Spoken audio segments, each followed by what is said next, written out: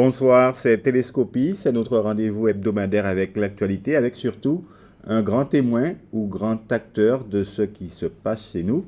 Il viendra ici répondre aux questions que vous vous posez, aux questions qui vous interpellent et que nous tenterons ici de formuler avec mon complice évidemment, Pierre-Édouard Picor, le directeur du Courrier de Guadeloupe. Bonsoir Pierre-Édouard. Bonsoir Jean-Luc. Ce soir, notre deuxième invité, c'est un grand acteur, en tout cas une grande voix par la voix elle-même et par ses actions, au moins depuis 2009. Il s'appelle Élie Domota. Bonsoir Élie Domota, merci d'être sur Alizé ce soir. Vous êtes le secrétaire général de l'UGTG, vous êtes surtout connu, hors Guadeloupe en tout cas, pour avoir été le leader du LKP, Lionnage contre Profitation, lors de la grande mobilisation sociale de 2009 en Guadeloupe. Vous avez eu droit à de nombreuses interviews sur les médias nationaux, vous étiez sur un petit nuage. Vous allez nous dire si vous avez l'impression d'avoir bien géré cette notoriété. Le LKP a fait long feu, l'organisation n'a pas survécu au mouvement, beaucoup l'ont quitté et même critiqué. Cela vous reproche surtout de n'avoir pas franchi le pas politique. Et est-ce que vous partagez cette analyse? Sinon, que leur répondez-vous à tous ceux qui ont quitté le bateau pour cette raison ou pour une autre? Quel bilan faites-vous de cette crise sociale? Qu'avez-vous obtenu depuis 2009? Et où avez-vous échoué? Et puis, même si le passé éclaire le présent, nous parlerons aussi avec vous de l'actualité, des dossiers qui vous tiennent à cœur, de la construction du nouveau CHU, de la nouvelle organisation de l'hospitalisation. Il est prévu en effet de mettre en place un GHT, Groupement Hospitalier du Territoire, autour du CHU, auquel tous les autres établissements hospitaliers seront rattachés. Vous nous expliquerez pourquoi vous vous y opposez. On parlera aussi de l'ouverture de Carrefour à l'Estrélan le dimanche matin. C'est d'ailleurs dès ce dimanche. On évoquera aussi la crise de l'eau, où vous avez été prémonitoire, puisque cette question était déjà dans vos revendications, mais cette liste n'est pas exhaustive. Et puis, vous nous direz pourquoi en Guadeloupe, le dialogue social est aussi difficile, et vous pourriez peut-être commencer par cette question pour ouvrir le bal. Bien bonsoir, merci d'inviter moi. Dialogue social pas si difficile qui ça. Hein? Vous savez, il est illusoire de croire que le dialogue social apaisé, sans hausser le ton, sans grève, sans confrontation, sans conflit, mais c'est ça qui doit être existé. Non.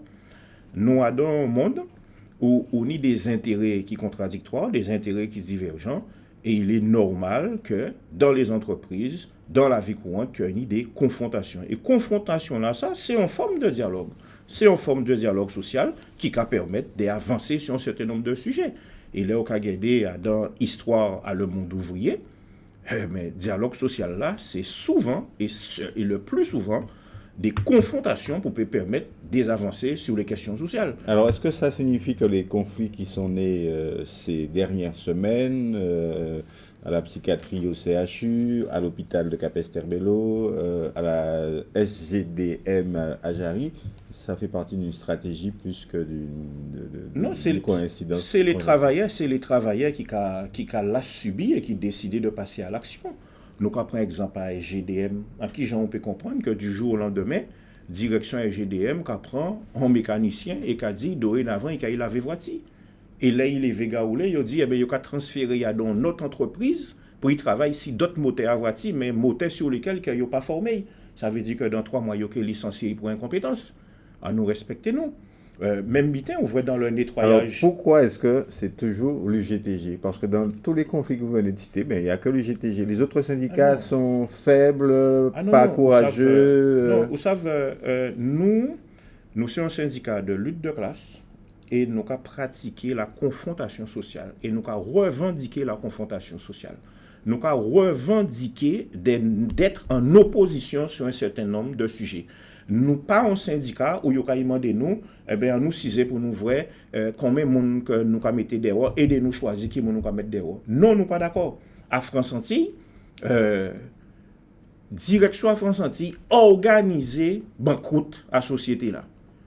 Et quand il y a fait, mais il y a prévoir plus d'une quarantaine de licenciements de salariés, de journalistes au niveau à France-Antilles. Et nous, syndicat UGTG, Ils ont invité nous à venir 6 heures avec eux pour aider eux faire une liste à 40 personnes qu'on va mettre dehors. Nous pas d'accord. D'autant plus que aujourd'hui là, nous avons examiné les comptes à travers expertise comptable, nous avons vu que la direction a organisé Donc selon vous, liquidation à la société là. Entrer dans cette démarche-là, c'est plus de la confrontation, mais de la coopération. Oui, vous savez, il y a deux types de syndicalisme, mais le syndicalisme de confrontation, nous avons revendiqué ligne là ça, et le syndicalisme, nous t'ai dit plutôt d'accompagnement, qui là, pour payer vrai, en qui genre, alors l'UGTG, c'est un exemple mondial. C'est le seul syndicat à penser et à agir ainsi. Ah non, nous pas qu'à détenir la science infuse. Sauf que nous nions ligne idéologique et politique et nous qu'à non, ce n'était pas le sens de ma question. Je veux dire que le syndicalisme tel que vous le définissez, tel que vous le pratiquez d'ailleurs, je n'ai pas le sentiment qu'il soit pensé et pratiqué ailleurs. Enfin, nous pouvons prendre exemple à ça, il passé ailleurs en France. C'était un événement particulier. Oui, mais heureusement qu'il a fait ça. Puisque avant-hier, on entend M. Hollande dire, oui, mais quand même, il ne faut pas y licencier 3000 personnes. M. Valls même commencé à faire ma charrière pour dire, peut-être qu'il peut trouver une autre solution. À la limite, si on était tiré par talent à Bouga, peut-être qu'il n'y a pas parlé de licenciement du tout. Alors c'est pour ça que pendant une semaine en France, nous voyons un véritable lynchage des syndicalistes comme étant des criminels, des bandits, des voyous, parce qu'ils ont un chimiste déchiré. 3000 licenciements, qu'il n'y a pas comparé avec un chimiste déchiré. Et là, entendre M. Valls traiter les salariés d'Air France de voyous, moi, j'étais très choqué. M. Valls a oublié que pendant la Seconde Guerre mondiale, ce sont les ouvriers qui ont miné train à les nazis. C'est les ouvriers qui ont goumé. C'est ouvrier qui libérait la France. Et aujourd'hui, là, il a méprisé ouvrier alors que, soi-disant, il est au Parti Socialiste et que les grandes conquêtes sociales, congés payés et autres, mais c'est les travailleurs mobilisés qui ont... Alors, la question, Élie Domota, est-ce que cette forme de syndicalisme est efficace? Parce que ça n'empêche pas les licenciements. Vous prônez un mode de société différent et parfois des expériences que vous avez connues, votre syndicat, vous n'étiez pas encore à la tête de ce syndicat à l'époque, comme à la maison de Marie-Galante, ça n'a pas marché. Lorsque les ouvriers ont voulu gérer eux-mêmes les affaires. Vous savez, mais c'est un ancien de l'UGTG qui a une maison de Marie-Galante. Oui, mais ça n'a pas l'air d'être une entreprise florissante. Non, vous savez, il y a des gens qui travaillent pour payer 20 multimilliardaires, et il y a des gens qui travaillent pour payer gagner un revenu pour y vivre. Et c'est ça le sort des ouvriers selon Élie Domota et la l'UGTG? Non, mais vous savez, nous prônons en société où tout le monde nie selon sa besoin et tout le monde baille selon capacité. Je dis là, quand nous avons constaté, on y a un petit pilote qui détient un gros pourcentage à les richesses et à côté à ça, on y a un paquet de monde qui travaille et qui n'a pas réussi à gagner vie correctement. À qui j'en peux expliquer en Guadeloupe qu'on est pratiquement un quart de la population qui vit en dessous du seuil de pauvreté. Ça, c'est une question pour nous être posée, nous, alors que nous avons... Et en quoi votre modèle de société va-t-il résoudre ce type de questions? Mais normalement, il est censé être plus égalitaire. Le modèle de société là, nous avons proposé là, il est censé être plus égalitaire. Oui, mais l'égalité, ce n'est pas l'égalitarisme non plus. On peut pas... Il faut quand même qu'il y ait un certain nombre de richesses qui soient produites, profit. Mais qui a produit richesse là? C'est les travailleurs. En qui j'en nous peut comprendre? On prend un exemple très simple. Manganao, 156 licenciements après que les dirigeants recevront des aides de l'État, des fiscalisations, subventions régionales, et même que propriétaire au bâtiment là, il y a 5 millions, il partit avec 5 millions là, il mettait 156 personnes d'euros. Et là, nous interpellés, notamment le ministre des Domements, Paul Angevin, en laissant, il dit nous comme ça, oui, c'est une entreprise privée, je ne peux rien faire.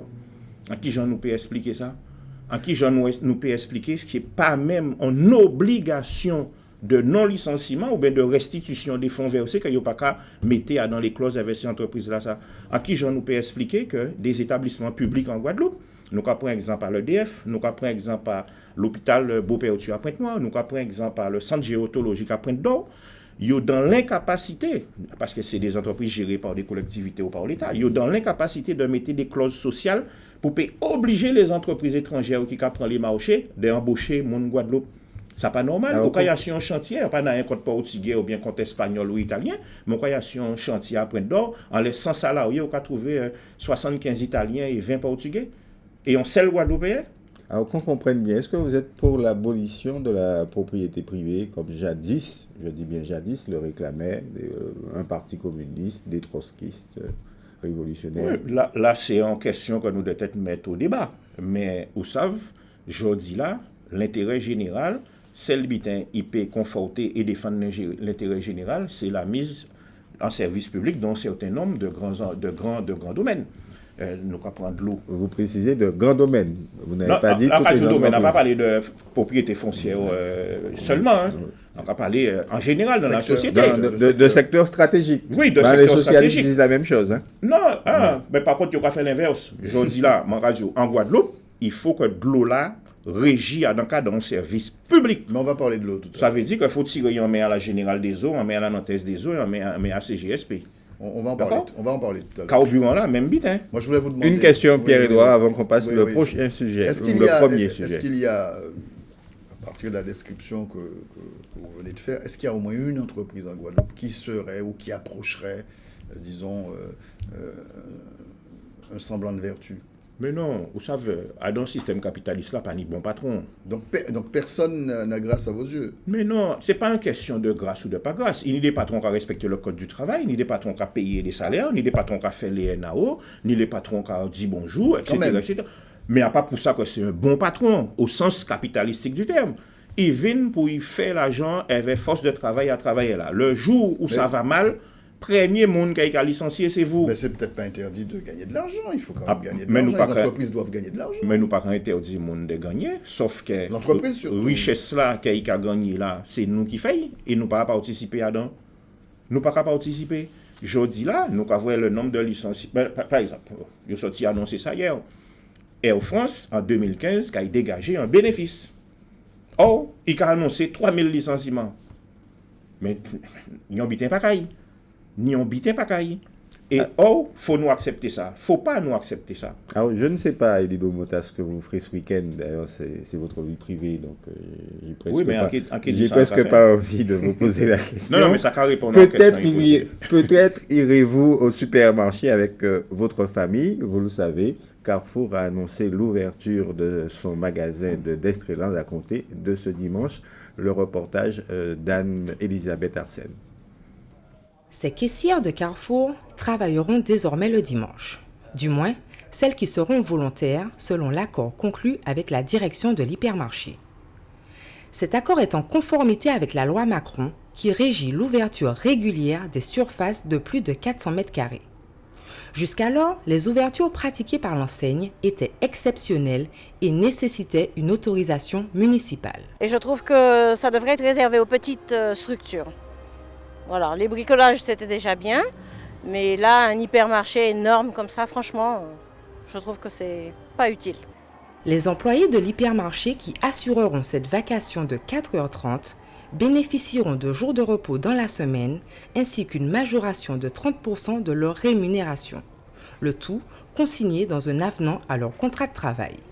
Oui, alors moi je trouve que c'est une bonne idée, mais à condition que les personnes puissent choisir de venir travailler ce jour-là et qu'elles ne soient pas obligées de le faire quand elles ont des contraintes de famille. Voilà, il faut que ça soit positif pour tout le monde. L'information a peu transpiré dans les médias. C'est sur sa page Facebook que Carrefour a annoncé cette nouvelle ouverture régulière. C'est un avantage pour certains, mais c'est un désavantage pour les gens qui travaillent. On sait que le dimanche, c'est le dimanche dominical, c'est fait pour aller à l'église, pour aller se reposer, pour s'occuper des enfants et de tout. La seule chose que le dimanche, c'est la population qui voit. Je ne suis pas d'accord, je ne trouve pas ça juste. Voilà. En plus, ce n'est pas le dimanche où il y aura, à mon avis, le plus de monde. Il y a des jours où ça ira, mais il y a des jours où ça n'ira pas. Donc, moi, je pense aux parents qui travaillent à Destreland, même si c'est sur la base du volontariat, mais quand même. En 2014, une ouverture dominicale exceptionnelle avait fait l'objet d'un blocage des caisses par le syndicat UTC-UGTG, mais cette fois, Carrefour ouvre l'air à une ouverture constante et autorisée par la loi. Alors, vous le voyez, les avis des clients eux-mêmes sont partagés, mais c'est un accord entre salariés et patrons. Oh, vous savez, accord, en renseignez-moi, la consultation du comité d'entreprise à Carrefour, c'est une consultation bidon, avec complicité à la direction du travail. Bidon? Pourquoi bidon? Non, vous savez, là où on consulte un CE, on y consultation, information, ou trois phases, information, consultation et avis.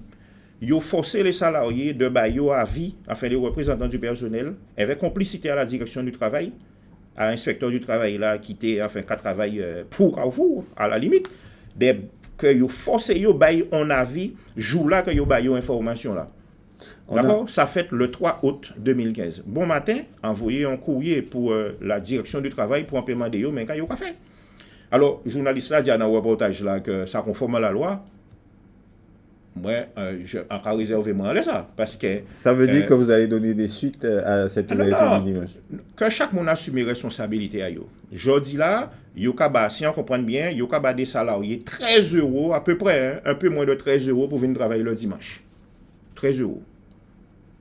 Et il y a une agronomie parler là, ou qu'à abandonner Timonao, Mariao, c'est sur la base du volontariat. Le volontariat n'existe pas quand c'est patron-là qui a décidé. Par exemple, patron-là qui a décidé d'ouvrir le dimanche, il a demandé qui est volontaire. On y 25 ans, ou qui dit oui. Parce que si on dit non et qu'il met un croix noir, peut-être si on a un CDD, eh bien, il peut écrire encore. D'accord? Donc, pour un travailleur, pas qu'à lever un jour dimanche pour dire, patron, et si on ouvrait le dimanche? Non. L'ouverture du dimanche, c'est le patron-là qui a décidé. Donc, ce n'est pas du volontariat, c'est du travail imposé, déguisé en volontariat.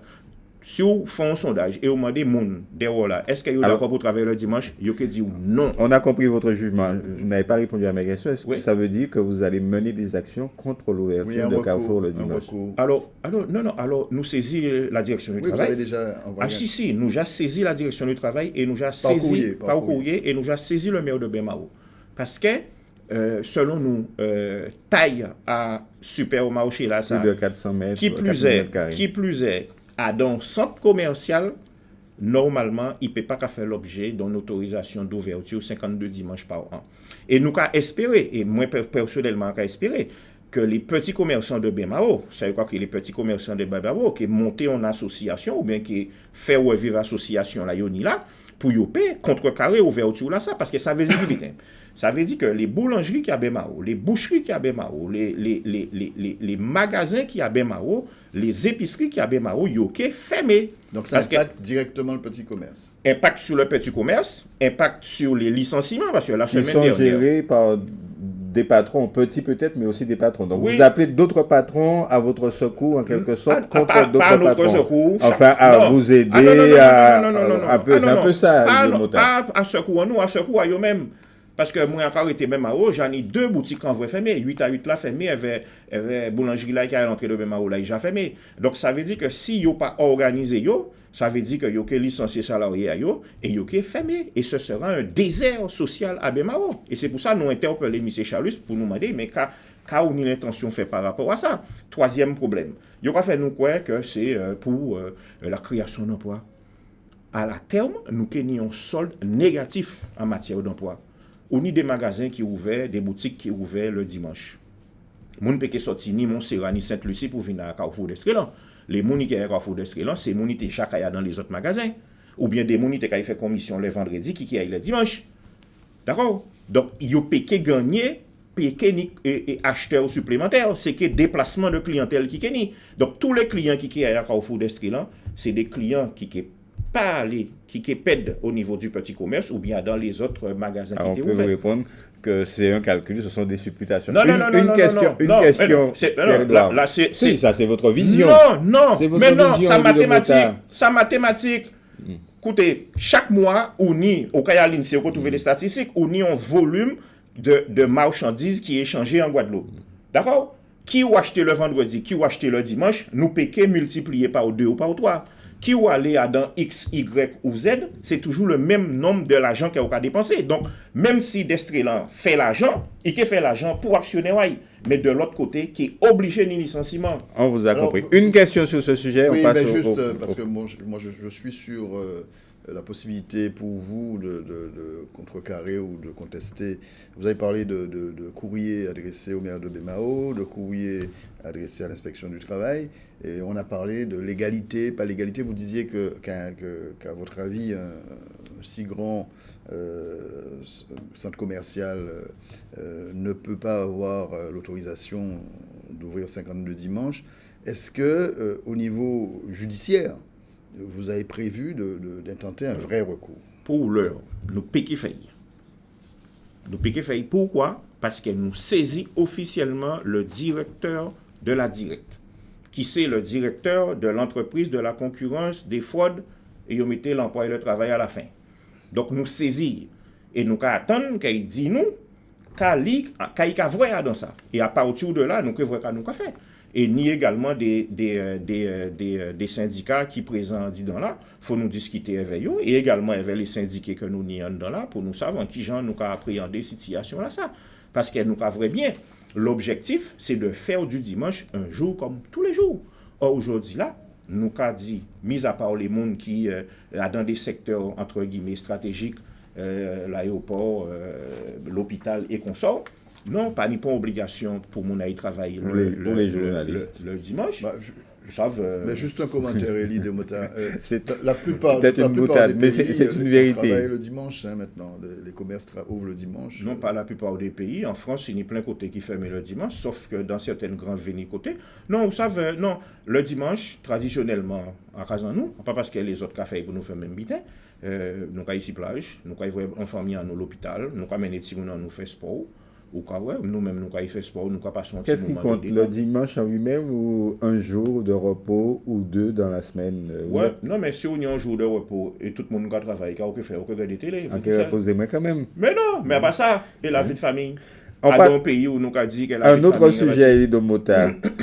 Cette semaine, le préfet a annoncé la délivrance du permis de construire du prochain, du nouveau CHU. Il y a quelques semaines de cela, le directeur de l'ARS, comme une réponse à votre campagne à partir du Tour de la Guadeloupe, eh bien, disait que la construction de ce CHU était en bonne marche. On revoit ce reportage. Aujourd'hui, le directeur de l'ARS a confirmé à qui voulait l'entendre que la reconstruction du CHU était bien lancée. Il a même précisé le calendrier des travaux. Ce qui est important de dire, c'est qu'on a vraiment aujourd'hui un feu vert pour la reconstruction du CHU. Comme je le disais tout à l'heure, on a une nouvelle équipe, alors à la fois une nouvelle présidente de conseil de surveillance, Madame Borel-Incertain, nouveau conseil de surveillance qui a été renouvelé, un nouveau directeur général, et puis ce feu vert sur le projet de reconstruction. Donc on a maintenant des échéances très précises, le permis de construire en novembre, on a les terrassements au premier semestre 2016 qui vont être réalisés. On a l'appel d'offres pour les entreprises de construction au deuxième semestre 2016. Et au premier semestre 2017, la pose de la première pierre, 48 mois de travaux. Et donc on espère la livraison du CHU en 2022. Cette précision vient mettre un terme à l'idée que la reconstruction est subordonnée à la réduction du déficit chronique dont souffre le CHU actuellement. Il y a eu une confusion entre la reconstruction du CHU et le retour à l'équilibre. Ça, c'est tous les établissements de santé qui sont en déficit qui doivent rétablir leur équilibre financier parce que les déficits génèrent des dysfonctionnements, des fournisseurs qui sont payés en retard, qui livrent en retard de ce fait-là. Et donc, il faut absolument lutter contre les déficits hospitaliers. Et ça, c'est un objectif qui est fixé à tous les établissements de santé en déficit. Reste à savoir si le directeur de l'ARS aura convaincu tous ceux qui croient que la réduction du déficit est un préalable incontournable. Question Pierre-Édouard Picon. Alors, le CHU, ça a failli être un serpent des mers. Bon, il va être construit, mais il y aura une nouvelle organisation qui est prévue. La nouvelle loi prévoit, mais pas seulement en Guadeloupe, que l'on mutualise, qu'on crée ce qu'on appelle une organisation, un groupement hospitalier du territoire autour du CHU, qui sera un petit peu, disons, le centre des des établissements, et les autres établissements qui peuvent exister vont plus ou moins être gérés ou dépendre du CHU. Et donc, ça va très certainement, disent les syndicats, et vous aussi, engendrer des suppressions d'emplois. Oui, mais ça, M. Richard sorti dit là, faut pas quoi ça, hein? Parce que moi en ligne. Donc il ne va pas être construit alors? Non. M. Richard dit qu'il y a une confusion, que les travailleurs. Que la réduction du déficit n'est pas liée à la construction. C'est faux. À part ça, il m'a dans le rapport là. Dans le rapport là, ça a très clairement écrit que tant que pas ni réduction à les 50 millions. Et c'est pour ça qu'on met en place une nouvelle organisation. Non. Ça, M. Richard dit là, c'est totalement faux. À part ça, il m'a et devant mobilisation à l'UTS, UGTG, en CHU là. M. Richard changeait le langage. Et quand il dit comme ça, non, ça n'a pas ni rien à vrai, il a fait quand même. Mais il faut savoir que l'objectif, c'est 50 millions, d'accord? Mais surtout 50 millions là. Par an? Non, 50 millions global, enfin par an. Mais c'est surtout faire en sorte qu'il n'y ait pas de licenciement, mais non-renouvellement de contrat, suppression d'un certain nombre de postes et puis non-remplacement des monnaies partis à la retraite. Oui, ça va faire environ 450 postes. Bon, admettons, mais il y a un vrai problème de déficit structurel. Il faut bien le régler quelque part. C'est un service public. Mais oui, mais c'est un service public. C'est-à-dire l'argent de tous les citoyens. Non, oui, c'est un service public. Donc on peut le dépenser, le perdre, c'est pas grave. À part ça, il faut gérer un bon père de famille, comme il a dit. Justement. Mais on ne peut pas demander en l'hôpital public qui a recevoir toute pathologie, tout le monde qui a ni mutuelle, qui n'a pas ni mutuelle, qui a ni CMU, qui n'a pas ni CMU, qui est français, qui est étranger, il nie l'obligation de soigner. Ou ne peut pas demander en établissement qui nie obligation de soigner de ne pas être en déficit. D'accord, mais en quoi une organisation nouvelle qui mutualiserait, qui diminuerait les dépenses peut nuire mais c'est ça, que j'ai fait. Moi, en ni des camarades au CHU qui ont acheté site. Ni des côtés au CHU, moi au CHU, en mené Tibogaman, ils font radio en service pédiatrie, panique lim. Ni des services au CHU, c'est les salariés qui ont acheté SIC pour mettre dans le café à ces malades-là. Alors, en bien vrai que vous parlez de mutualisation, mais mutualisation, là encore, faut-il que vous mettez les budgets nécessaires pour moun, pour soigner moun. Or, ce n'est pas le cas aujourd'hui là. Aujourd'hui là, on monde qui rentré le matin, il a opéré dans la journée, il a voyé à Kazaï. Hein? Et si à Kazaï, pas ni les outils nécessaires, les moyens nécessaires pour soigner, mais il peut mourir à Kazaï. Et pourquoi le centre de gérontologie, par exemple, n'est toujours pas ouvert alors qu'il est fini, construit? Question. Mais il faut demander ça aux représentants des collectivités et de l'État qui a dans le conseil d'administration. Là. Non, mais en tant que syndicat, vous devez bien avoir une idée. Non. Vous savez, vous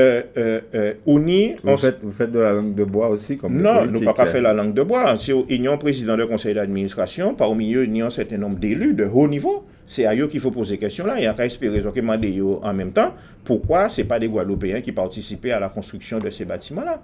On va parler politique, on va passer au deuxième thème de notre émission. On parle politique avec les élections régionales. Évidemment, on annonce, un peu comme tout le monde, un duel entre le président sortant, vous allez en voir les images, le président sortant Victorin Lurel et le député maire de Bémao, dont vous avez d'ailleurs beaucoup parlé depuis le début de l'émission, M. Harry Chalus, mais bien d'autres candidats seront en lice évidemment. Nous avons d'ailleurs reçu lors de notre première émission le maire de Saint-François, Laurent Bernier, qui fait également partie de ces candidats. Alors, pourquoi on a choisi de parler de politique? Parce que vous faites de la politique, Elie Domota, sans le dire ou à votre manière. Nous pas fait politique électoraliste, mais c'est politique nous on fait. Tout est politique. Alors, vous faites de la politique sans vous présenter à des élections et en dénonçant toutes les élections. Oui, vous savez, nous alors, explication. Non, mais nous pas contre élection, nous pas contre vote dans un système démocratique. Mais dans un système là, nous y est là. Mais c'est son mascarade. Nous prenons des exemples tout bêtes. Hein? Qui Lirel, qui Chalus, qui Bernier, qui tous les autres. D'accord? Ils ne peuvent pas régler le problème de l'eau là. Là. Mais à partir du 6 décembre, ils ont réglé. Ils ne peuvent pas régler le problème à Saugas. Là. Mais à partir du 6 décembre, il y a régler. Il ne peut pas régler le problème à 60 et 70 Alors, 000 vous prenez des sujets précis non, mais on veut dire... où soit il n'y a pas une compétence C'est pas une question de particulière, soit il n'y a compétence. pas suffisamment... J'ai pas terminé. Soit il n'y a pas une compétence, soit il n'y a pas suffisamment de moyens, parce qu'évidemment, la région, puisqu'il s'agit de la région, a des moyens qui sont contraints et limités. Mais quand M. Lurel ou un autre verse de l'argent pour la formation professionnelle, Quelle formation? Vous ne trouvez pas que Quelle c'est une formation action pour la Guadeloupe? En Guadeloupe, pas ni formation professionnelle. Le premier opérateur de formation professionnelle en Guadeloupe, C'est le SMA. SMA. Mais oui, alors dans qui pays au monde dit démocratique que c'est l'armée qui a formé la jeunesse? Mais c'est du n'importe quoi. Nous te d'être honte. Nous te d'être honte. Ah, Oh, ça a quand même des résultats. non, mais ça veut dire quoi? Ça veut dire que Timoun a nous en échec scolaire. Ça veut dire que vous mettez un système scolaire en Guadeloupe qui a mené Timoun a nous à l'échec. Ça veut dire que Timoun a nous plus couillon que Ti français alors. Ni un problème. Monsieur Lurel, Normalement, j'ai pris l'exemple de la formation professionnelle, on sait que c'est votre dada, mais, non, mais on aurait pu en prendre d'autres. Quel que soit exemple là, mais nous, par exemple, à Carrefour d'Estrelon, semaine passée, il y a parlé du développement du développement du commerce de proximité. À qui j'en nous peux expliquer aux Guadeloupéens qu'il a fait une semaine pour mettre en avant le commerce de proximité comme créateur d'emplois, comme créateur de richesse économique et comme créateur de liens sociaux dans les quartiers. C'était une organisation de la CCI, enfin de la Chambre de commerce. Des commerçants de Oui, de toute la Guadeloupe. D'accord? Et en même temps, Carrefour d'Estrelon a ouvert tous les dimanches. C'est chez nous. Alors, on revient précisément à la politique. Quand D'accord. vous voyez quelqu'un comme Alain Plaisir se porter candidat aux élections régionales, quel est votre jugement, quelle est votre appréciation? Vous savez, position nous au niveau du GTG très simple, c'est une vaste blague. Élection dans le système colonial, pas mener nous à rien. Au contraire, nous allons tout en piquette, qu'on sonne ou père dit, nous avons fait l'entour et à la fin, quoi nous marrer, nous avons trangler en piquette là. Et c'est le cas aussi pour l'UPLG, l'organisation historique nationaliste de la Guadeloupe. Quel que soit mon aux élections, c'est ça nous avons pensé. Et à pas parce que c'est un tel ou un tel que nous avons dit autrement. C'est ça nous Et vous ne pensez pas que vous êtes en décalage avec les Guadeloupéens qui vont quand même voter au municipal, de moins en moins, au régional, mais qui votent quand même? Oui, parce que yo fait nous quoi en 1849 que le bulletin de vote qui changé vie en nous. Ça en 1849, yo indemnisé les propriétaires d'esclaves. Nous étions en république, hein? Liberté, égalité, fraternité. Et pourtant, c'est les bandits qui ont indemnisé. Et les malheureux, les victimes, ils ont la gueule en la rue là. Et ils ont nous un seul bulletin. Le bulletin de vote, et ils dit nous, va, avec le bulletin de vote, tu vas changer ta vie. Et qui vit qui change? À rien du tout. À rien du tout. Nous pas contre vote ni contre élection, mais nous qu'a dit aujourd'hui là, c'est pas simplement les individus qu'il faut changer, c'est changer ce système là. Un système qui est basé sur la corruption, le mensonge et la domination. Mais c'est ça la vérité. Alors on a fini, c'est important. Alors, nous allons mettre en décembre qu'il y a un nouveau président du conseil régional. Peut-être c'est qu'il y a un ancien là qui est nouveau, peut-être qu'il y a un vrai nouveau. Mais qu'il y a changé, rien peut changer.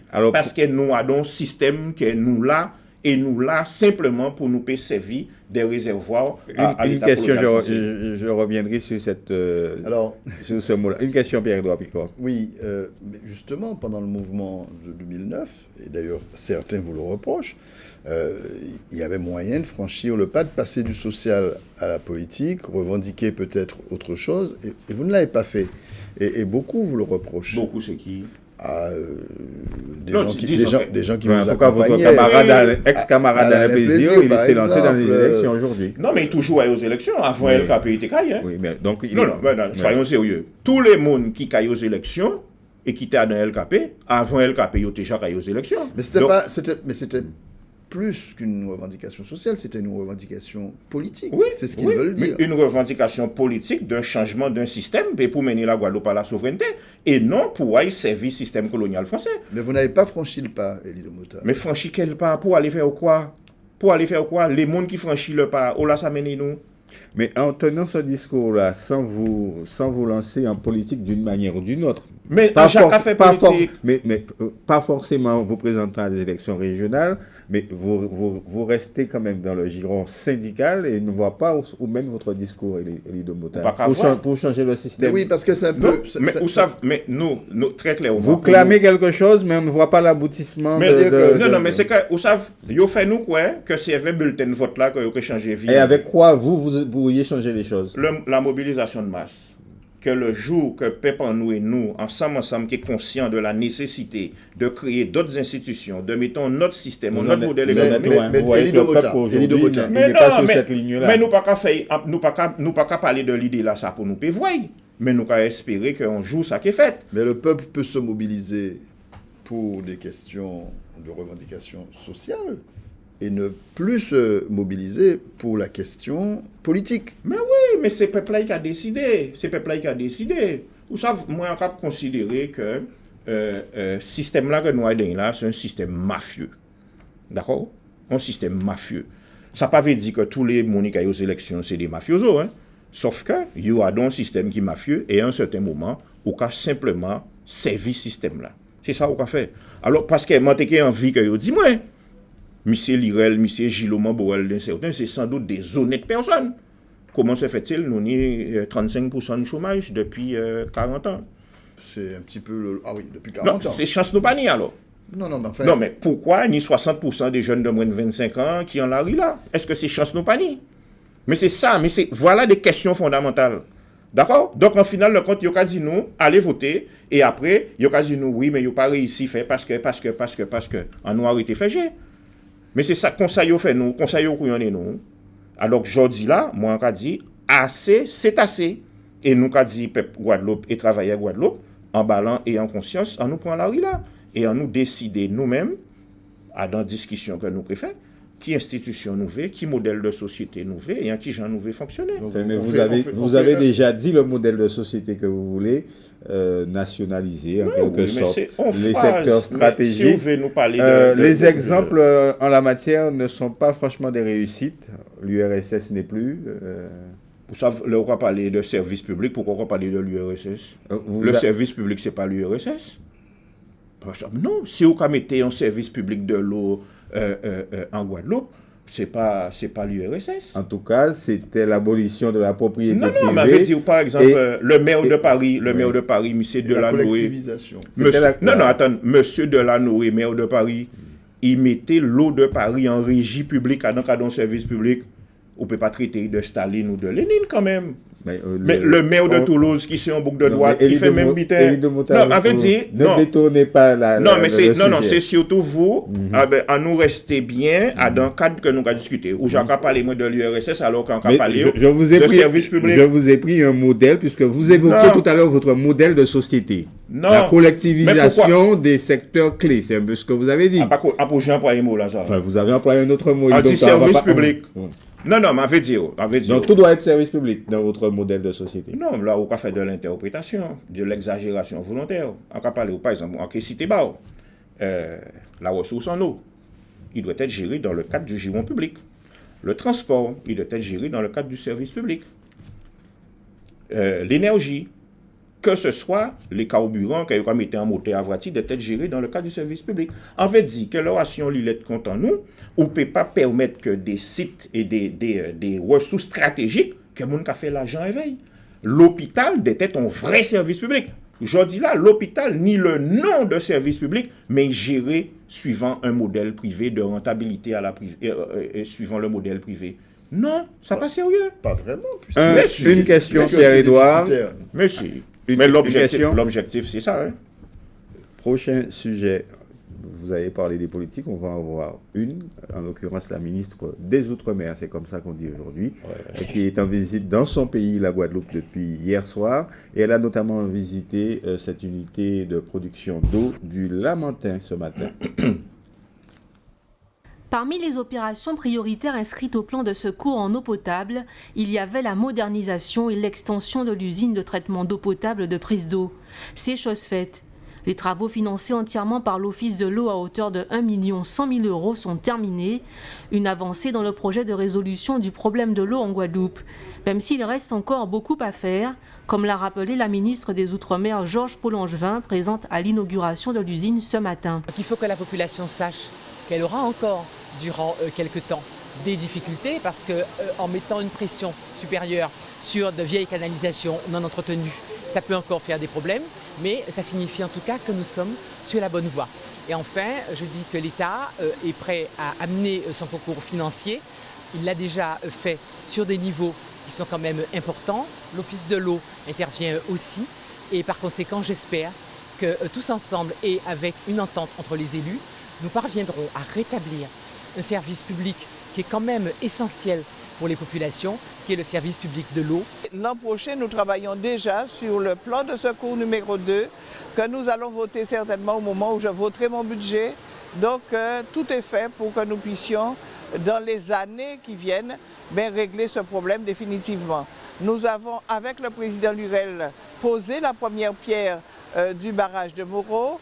J'ai aussi parlé à la ministre du barrage de Germillac que j'aurai, qui est que nous étudions la faisabilité.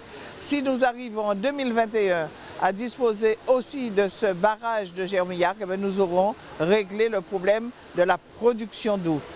Jusqu'à maintenant, 2/3 de l'eau utilisée pour fournir la population lamontinoise venait de l'usine de Vernoux. La commune du Lamentin est désormais autonome en matière de production et de distribution d'eau potable. On a passé donc l'usine de 100 à 300 m3 par heure. Donc aujourd'hui, on produit environ 6000 m3 par jour qui correspondent aux besoins de l'ensemble de la commune du Lamentin. Donc ce sont des travaux qui ont démarré fin 2014 et qui ont duré environ 10 mois. Le plan de secours en eau potable compte 12 mesures de ce type. L'État y a déjà apporté sa contribution à hauteur de 5 500 000 €, soit 40% des travaux réalisés. Question de Pierre-Édouard Picard sur l'eau. Alors, Elido Mota, vous étiez prémonitoire dans vos revendications, puisque dès 2009, vous parliez déjà de cette question de l'eau. Le problème a éclaté, la crise dure maintenant depuis, disons, 1 an et demi, depuis que la Générale des Eaux et le SIAG ont rompu leurs accords et que la Générale des Eaux n'a plus sa délégation de service public. Comment vous analysez d'abord cette situation et ensuite, que faut-il faire? Alors, pour rappel, il y a un protocole LKP qui signait avec les collectivités et l'État le 4 mars 2009. Est-ce qu'il est appliqué? Il n'est pas appliqué. Parce que normalement, le problème là, ça qui est aujourd'hui là, ça était censé être réglé au 1er mars 2010 par la mise en place d'un véritable établissement public de production et de distribution de l'eau potable avec un prix unique sur l'ensemble du territoire et qu'on mettait de l'eau là dans le cadre d'une gestion publique. À l'image que ça, M. Delanoë fait à Paris, ou que M. Toulouse fait et que les plus grandes villes d'Europe qu'a fait aujourd'hui là. Ils ont tiré de l'eau en main à les multinationales. Alors, semaine passée, en lit, projet à préfet là. Et ça, pour moi, c'est une opération électoraliste. Une visite à Paul-Angevin là, c'est une opération électoraliste. Un discours à Boga, à l'ARS là, c'est un discours pour élection à décembre. Là, ce qu'il a proposé, c'est de faire un syndicat unique. Non, c'est de transformer le SIAG en haut de Guadeloupe. D'accord? Et quelqu'un continue signer des prestations de services et des délégations de services avec la Générale des Eaux, la Nantes des Eaux et la Compagnie Générale des Services Publics, CGSP, les 3 multinationales qui sont présentes en Guadeloupe. Qu'à nous gagner? Et bien à côté, pour appâter nous, préfet là et les collectivités qui ont proposé un prix unique. Donc ça veut dire que les monies à 6 euros, ils descendent légèrement, et les monies à 2 euros, ils montent parce qu'il faut trouver en moyenne, en équilibre. Quand nous gagnons, nous pas gagner rien. Ce qu'il faut aujourd'hui là, c'est créer un véritable établissement public de production et de distribution de l'eau. Et écarter les multinationales. Écarter les multinationales et transférer l'ensemble du personnel des 3 multinationales dans le cadre à le service public. Est-ce que le savoir-faire existe ici?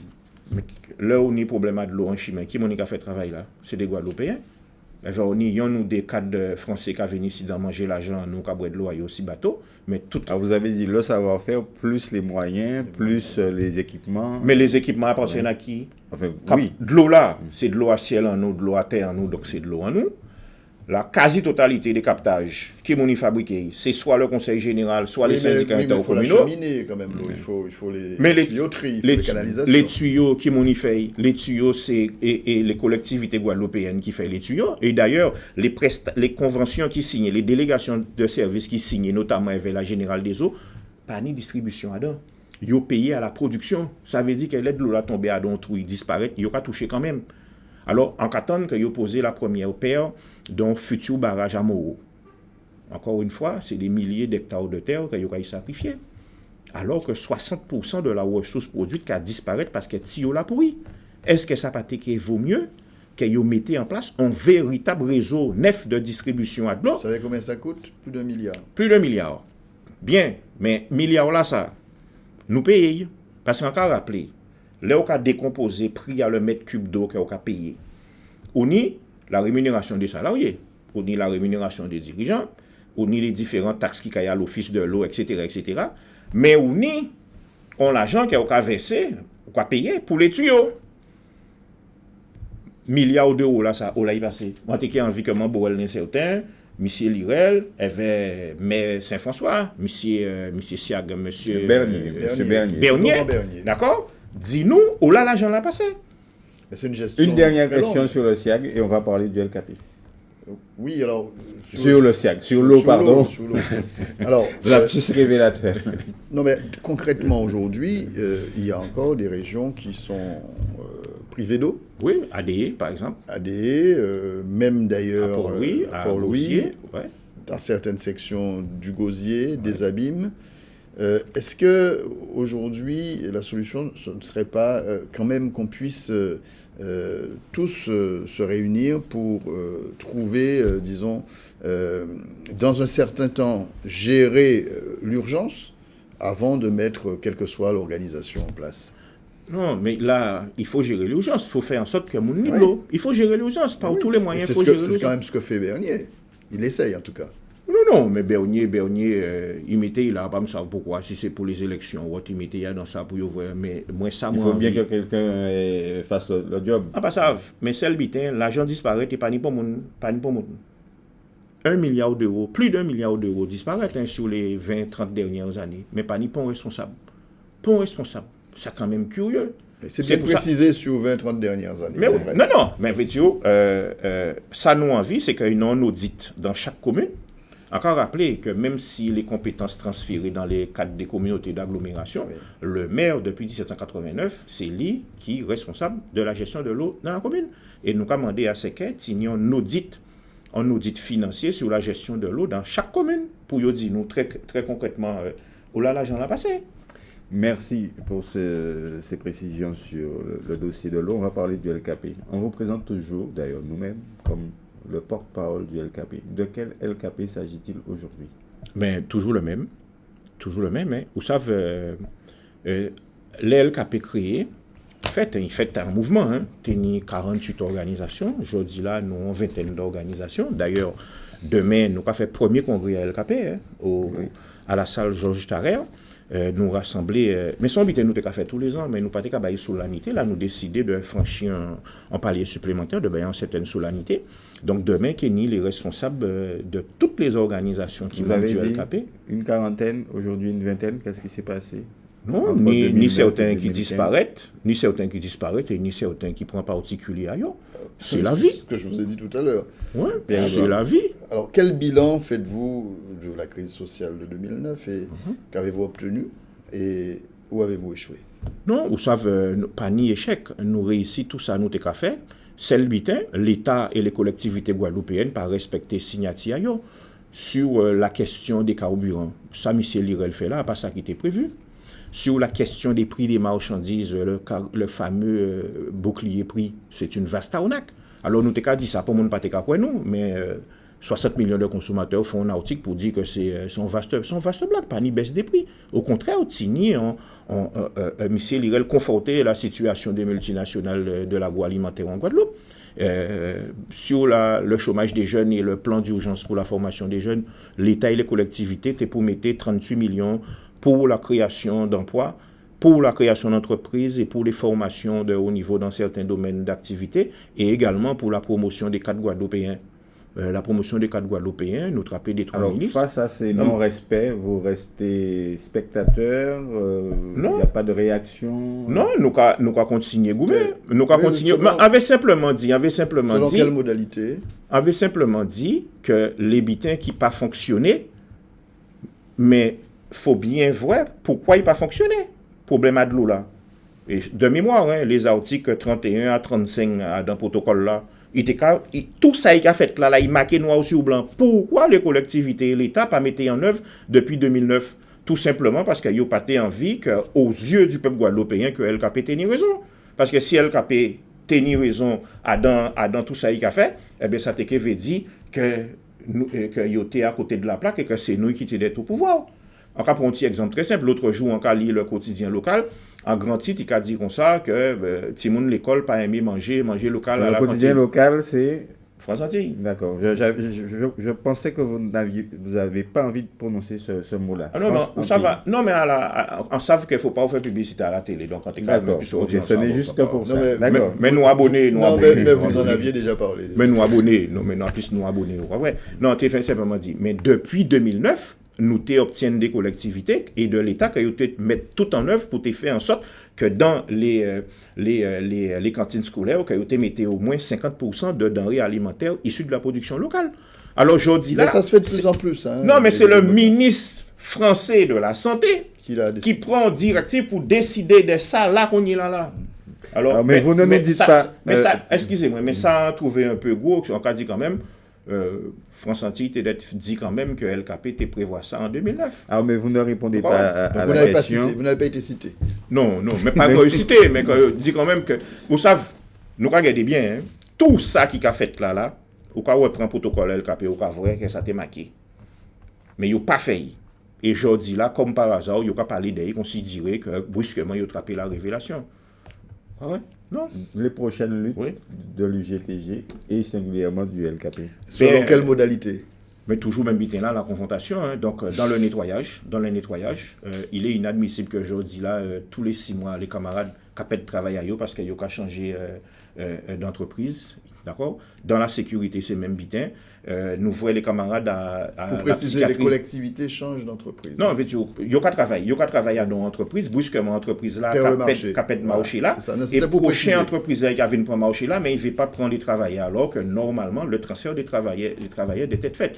Nous avons problème là, ça dans le nettoyage, nous avons problème là, ça dans la sécurité, nous avons problème là, ça dans l'hôtellerie, mais c'est également la psychiatrie qui était en mouvement hier, mais c'est plus largement dans le domaine de la santé, les travailleurs. Donc vous annoncez des mouvements sérieux dans ces secteurs-là prochainement. Oui, mais les travailleurs déjà mobilisés. C'est France Antilles qui a continué Gourmet pour préserver l'emploi. Ou n'y a pas lui geste, structure là, il a géré le petit train là, Beauport au pays de la Canne, il y a Gourmet aussi pour classification. Ou ni dans le secteur de Cannes Sucrorum, on attaque frontale des directeurs et des chefs de distillerie contre les travailleurs. Donc, et là, on a regardé ça, il marqué dans la loi Macron, la loi Alrep-Samen et la future loi sur le dialogue social. Nous travaillons en lot souci à faire nous. Et pour revenir à ça, on a dit en préambule sur le LKP capote très bien. Nous avons fait le premier congrès en nous demain, qui a plus d'une centaine d'invités, parmi lesquels des invités internationaux que nous avons travaillé avec eux. Et dimanche, nous avons invité mon à Pointe-à-Lègue à partir de 8h30 dans le cadre de la journée nationale que nous avons fait là. Donc, Sainte-Rose. Ouais. Moins de bruit, mais beaucoup de travail. Moins de monde, parce que vous êtes passé de 40 organisations à une vingtaine. Ah, vous savez, aux dernières élections régionales, M. Chalus avait M. Lirel. Et aujourd'hui là, M. Jalton est contre M. Lirel. Donc vous voulez dire dans le domaine syndical, ça se passe comme en politique? Non, on veut simplement dire que on a envie que je dise M. Jalton, par exemple, à qui j'ai été...